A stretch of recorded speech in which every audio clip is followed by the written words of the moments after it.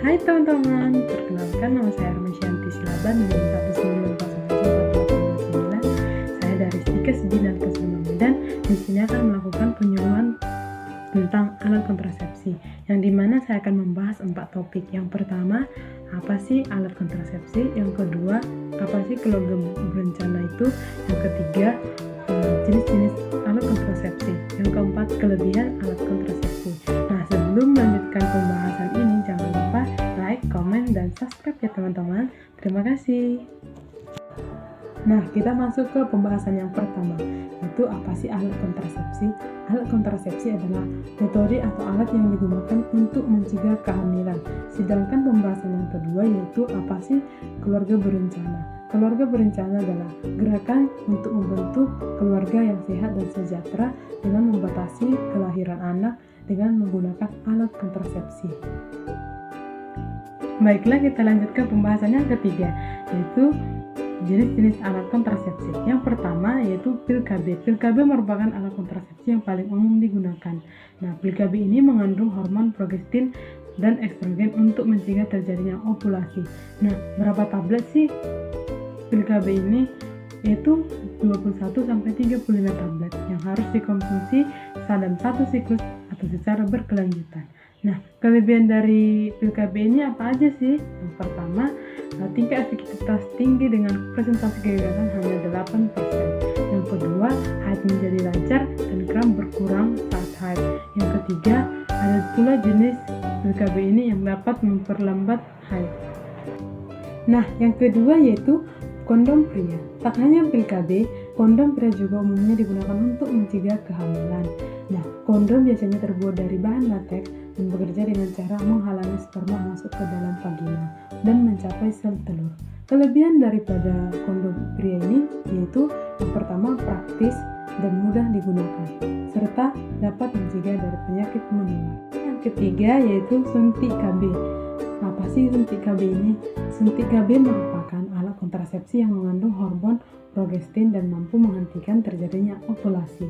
Berdasarkan periode penggunaannya, ada 2 jenis suntik KB loh, yaitu suntik KB 3 bulan dan suntik KB 1 bulan. Kelebihan dari suntik KB ini yang pertama, lebih efektif dan praktis dari pil KB. Tingkat kegagalan pada suntik KB 1 bulan biasanya kurang dari 1% yang jika digunakan dengan benar. Selanjutnya yang keempat adalah implan KB.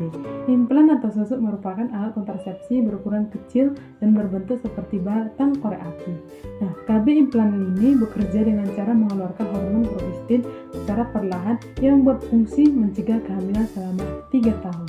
Nah, alat kontrasepsi ini digunakan dengan cara dimasukkan ke bagian bawah kulit, biasanya di lengan atas.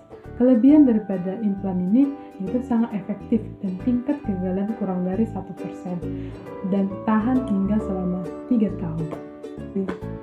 Yang kelima adalah IUD. IUD atau intrauterine device adalah alat kontrasepsi berbahan plastik dan berbentuk menyerupai huruf T yang diletakkan di dalam rahim. IUD dapat mencegah kehamilan dengan cara menghalau sperma agar tidak membuahi sel telur. Ada 2 jenis IUD yang umum digunakan, yaitu IUD yang terbuat dari tembaga dan yang dapat digunakan selama 10 tahun, dan serta IUD yang mengandung hormon yang perlu diganti setiap 5 tahun sekali. Nah, apa sih kelebihannya? Kelebihannya yang pertama, tidak memerlukan perawatan yang rumit, serta yang kedua tahan lama.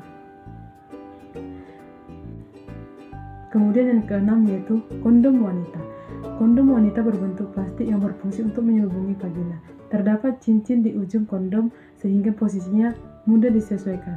Kondom wanita tidak dapat digunakan bersamaan dengan kondom pria.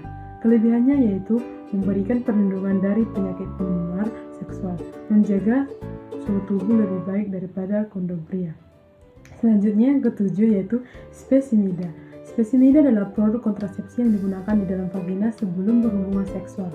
Nah, produk ini berbentuk jelly, krim, membran, atau busa yang mengandung bahan kimia untuk membunuh sperma. Kelebihannya adalah terjangkau, mudah digunakan. Kemudian yang ke-10 adalah Koyo atau Evra, digunakan dengan cara ditempelkan pada kulit dan diganti setiap seminggu sekali selama 3 minggu.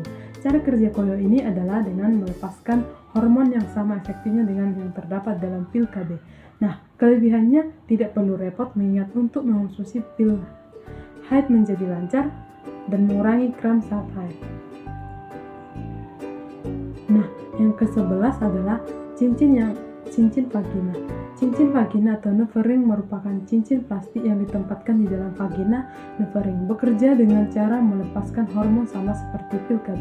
Kelebihannya hanya perlu diganti sebulan sekali, siklus menstruasi menjadi lebih lancar. Dan yang terakhir adalah KB permanen. Nah, jika Anda dan pasangan sudah yakin untuk tidak ingin memiliki anak kembali, KB permanen bisa menjadi pilihan. Metode kontrasepsi ini memiliki efektivitas yang tinggi dan hampir 100% efektif untuk mencegah kehamilan. Jenis KB permanen untuk masing-masing orang berbeda-beda, tergantung jenis kelaminnya. Pada pria, KB permanen dilakukan dengan vasektomi, sedangkan pada wanita bisa dengan tubektomi atau proses pengikatan tuba. Baiklah teman-teman, demikianlah penyuluhan saya. Apabila ada pertanyaan atau pendapat, boleh diketik di bawah ini. Dan apabila ada kata-kata saya, mohon dimaafkan. Dan jangan lupa like, comment, subscribe ya teman-teman. Terima kasih.